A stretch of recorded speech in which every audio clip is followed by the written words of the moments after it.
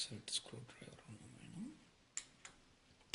കഴിഞ്ഞിട്ട് laptop back side നമുക്ക് ആയിട്ട് വെക്കാം. ആദ്യം അതിൻ്റെ ബാറ്ററി ഊരണം. ബാറ്ററി ഊരാൻ വേണ്ടിയിട്ട് ഈ ലാച്ച് മുമ്പിലോട്ട് വെച്ച് ഇങ്ങനെ വലിച്ചിട്ട് ഇവിടെ ഇങ്ങനെ വിരൽ വെച്ചിട്ട് ഇങ്ങനെ മേളിലോട്ട് വയ്ക്കാൻ. ലാച്ച് അപ്പുറത്ത് തന്നെ ഇങ്ങനെ വലിഞ്ഞിട്ട് നോക്കി കാണുന്നത്.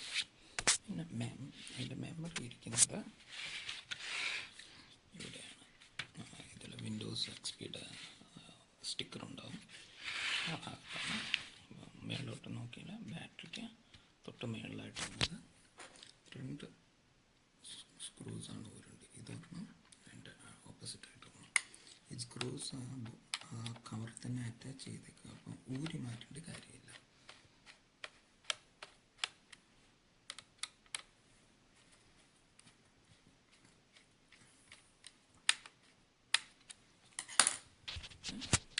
ഇവിടെ ഹോൾഡർ പിടിച്ച് ഇങ്ങനെ പതിയെ പൊക്കി ഊരി മാറ്റാം. അപ്പം ഇതാണ് മെമ്മറി. ഈ മെമ്മറിയുടെ 2 സൈഡിൽ ഇതുണ്ട്, ക്ലിപ്പുണ്ട്, മെറ്റൽ ക്ലിപ്സ് ഉണ്ട്. അത് പുറത്തോട്ട് വലിച്ചു മാറ്റുക. അങ്ങനെ ജസ്റ്റ് വിരലും കൊണ്ട് പുറത്തോട്ട് വലിച്ചു എന്നിട്ട് ഇങ്ങനെ വലിച്ചൂരി എടുത്താൽ പുതിയ മെമ്മറി ഇൻസേർട്ട് ചെയ്യുമ്പോഴും ഇവിടെ കട്ട് നോക്കുക.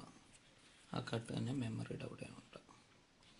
അപ്പോൾ അതിങ്ങനെ ലൈനാക്കി വെച്ചിട്ട് പതിയെ അകത്തേക്ക് ജസ്റ്റ് പ്രസ് ചെയ്ത് വെച്ചാൽ മതി. വലിയ ബലമൊന്നും കൊടുക്കുന്നത്, ജസ്റ്റ് പ്രസ് ചെയ്തിട്ട് പതിയെ താഴോട്ട് ഇങ്ങനെ ആക്കുമ്പോഴത്തേന് ഈ ക്ലിപ്പ് വന്നിട്ട് ഇത് ലോക്ക് ചെയ്തോളൂ.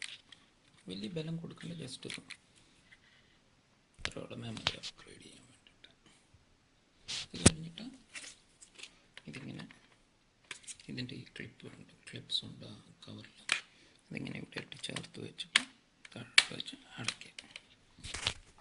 എന്നിട്ട് സ്ക്രൂസ് രണ്ടും സ്ക്രൂ ചെയ്യുക.